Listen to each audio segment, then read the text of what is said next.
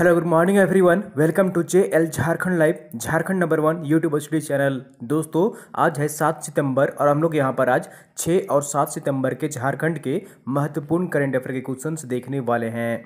तो अगर आप झारखंड लाइव चैनल में अगर नए हैं तो सबसे पहले चैनल को जरूर सब्सक्राइब कर लीजिए और साथ ही जो बेल आइकन बना हुआ है उसको प्रेस कर लीजिए ताकि आगे का जो भी अपडेट्स अगर वीडियो आएगी नोटिफिकेशन सबसे पहले आपको यहाँ पर मिल जाया करेगी। तो दोस्तों चैनल को जरूर सब्सक्राइब कर लीजिए और डेली मॉर्निंग में यहाँ पर 6 बजे करंट अफेयर्स की वीडियो आती है तो आप इसे देखा करें और साथ ही साथ आप हमारे टेलीग्राम ग्रुप में भी ज्वाइन कर लीजिए। वीडियो के नीचे आपको डिस्क्रिप्शन में लिंक मिल जाएगी, वहाँ पर आप क्लिक कर हमारा टेलीग्राम ग्रुप ज्वाइन कर सकते हैं। डेली शाम के 7 बजे वहाँ पर PDF जो है प्रोवाइड कर दी जाती है, तो आप PDF के लिए हमारा टेलीग्राम ग्रुप ज्वाइन कर लीजिए। तो चलिए हम लोग यहाँ पर आज 6 और 7 सितंबर के झारखंड के महत्वपूर्ण करंट अफेयर के क्वेश्चंस देखते हैं। और आज का यहाँ पर पहला प्रश्न है, पद्मश्री पुरस्कृत मंगला चरण मोहंती का हाल ही में निधन हो गया है, वे किस क्षेत्र से जुड़े हुए थे? तो इसका सही आंसर जो होगा यहाँ पर ऑप्शन नंबर ए इज बिल्कुल सही आंसर हो जाएगा। ये छौ नृत्य कलाकार से जुड़े हुए थे। ठीक है, यह एक कलाकार थे और ये छौ नृत्य के कलाकार थे, तो ऑप्शन नंबर ए इज बिल्कुल सही आंसर हो जाएगा। हाल ही में पद्मश्री पुरस्कृत मंगला चरण मोहंती का निधन हो गया है और वे एक छौ नृत्य कलाकार थे। चलिए यहाँ पर पूरे डिटेल्स में इनके बारे में यहाँ पर देख लेते हैं। तो हाल ही में सरायकेला के जो ये सरायकेला के थे, ठीक है, झारखंड के सरायकेला के ये निवासी थे। उन्होंने यहाँ पर छौ नृत्य के स्तंभ रहे 90 वर्षीय पद्मश्री मंगला चरण मोहंती का निधन हो गया है। छौ नृत्य कला को अपने जीवन को समर्पित करने वाले मोहंती को वर्ष 2009 में पद्मश्री से सम्मानित किया गया था। भारत सरकार द्वारा पद्मश्री पुरस्कार से सम्मानित किया गया था वर्ष 2009 में। उन्होंने देश विदेश तक में जो नृत्य की गरिमा बढ़ाने के लिए आजीवन काम किया। ठीक है, तो छौ नृत्यों को इन्होंने देश विदेश तक ले जाने में जो है यहाँ पर काफ़ी इनका योगदान रहा है। टाटा कंपनी की सेवा में रहते हुए गुरु मंगलाचरण मोहंती ने न केवल देश विदेश में छौ का प्रदर्शन किया बल्कि इन्हीं उपलब्धियों की वजह से भारत सरकार ने उन्हें पद्मश्री से सम्मानित किया था वर्ष 2009 में। तो याद रखिएगा, काफ़ी इंपॉर्टेंट प्रश्न है यहाँ पर, इनसे संबंधित प्रश्न पूछे जा सकते हैं आपसे, तो याद रखिएगा यहाँ पर। ठीक है, मंगला चरण मोहंती का हाल ही में निधन हो गया है और वे किस क्षेत्र से जुड़े हुए थे? तो एक कलाकार थे और छौ नृत्य से वे जुड़े हुए थे। चलिए अगले प्रश्न की ओर चलते हैं और अगला प्रश्न है यहाँ पर, झारखंड के 6 शहरों में कितने नगर वन विकसित करने का लक्ष्य रखा गया है? ठीक है, झारखंड के 6 शहरों में कितने नगर वन विकसित करने का लक्ष्य रखा गया है? तो इसका सही आंसर जो होगा यहाँ पर ऑप्शन नंबर बी इज बिल्कुल सही आंसर हो जाएगा। कुल 7 नगर वन विकसित किए जाएंगे। कितने? राज्य में कुल 7 नगर वन विकसित किए जाएंगे, तो ऑप्शन नंबर बी इज बिल्कुल सही आंसर हो जाएगा। अब नगर वन क्या है, तो चलिए यहाँ पर पूरी डिटेल्स में फैक्ट्स यहाँ पर देख लेते हैं। तो जैसा कि आप यहाँ पर देख पा रहे हैं, रांची, धनबाद, जमशेदपुर, बोकारो, गिरिडीह और हजारीबाग शहरों के भीतर घने जंगल लगाए जाएंगे।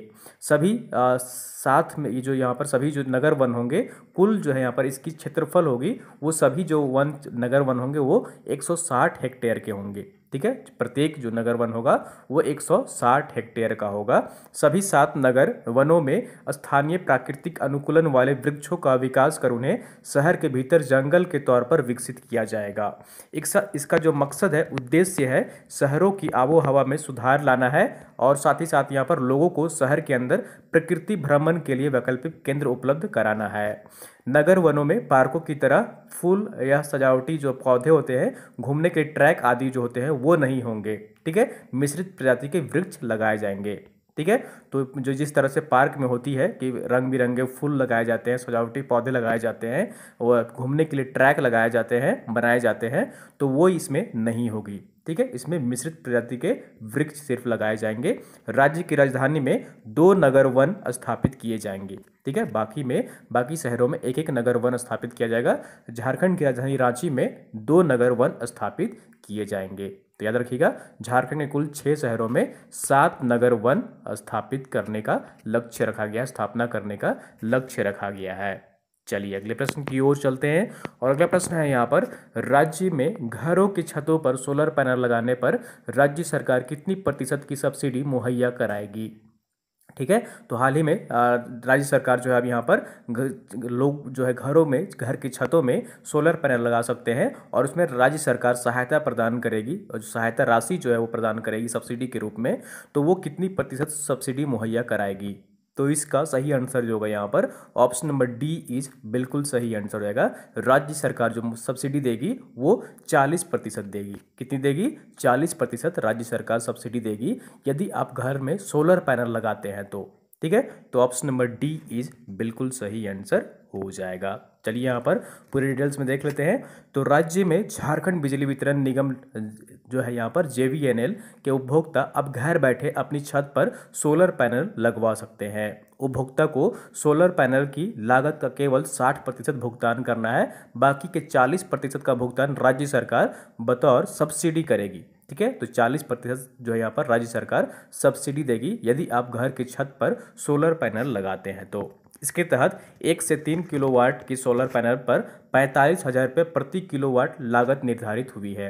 तो यहाँ पर जितनी लागत आएगी उसका आपको यहाँ पर 60% जो है वो भुगतान करना होगा, बाकी के 40% पर जो है सब्सिडी के रूप में सरकार भुगतान करेगी। इसके लिए उपभोक्ता अब ऑनलाइन आवेदन भर सकेंगे। तो अब यहाँ पर ऑनलाइन आवेदन अब जमा कर सकते हैं यदि आपको छत पर सोलर पैनल स्थापित करना है तो। उपभोग में नहीं लाई जाने वाली बिजली JVNL को आप बेच भी सकते हैं। ठीक है, तो अगर आपके घर में बिजली उत्पादन हो रही है और अगर बच जाती है, नहीं कंज्यूम कर पा रहे हैं आप, तो उसको आप JVNL को भी बेच सकते हैं किफ़ायती दर पर।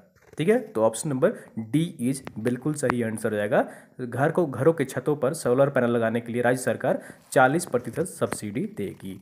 अगला प्रश्न है यहाँ पर, राज्य में जन स्वास्थ्य सर्वेक्षण अभियान कब से कब तक चलाया जाएगा? ठीक है, राज्य में जन स्वास्थ्य सर्वेक्षण अभियान कब से कब तक चलाया जाएगा? तो इसका सही आंसर जो होगा यहाँ पर ऑप्शन नंबर सी इज बिल्कुल सही आंसर हो जाएगा। 7 से 14 सितंबर के बीच। कब तक चलाया जाएगा? 7 से 14 सितंबर के बीच पूरे राज्य में, पूरे झारखंड राज्य में जन स्वास्थ्य सर्वेक्षण अभियान चलाया जाएगा। तो ऑप्शन नंबर सी इज बिल्कुल सही आंसर हो जाएगा।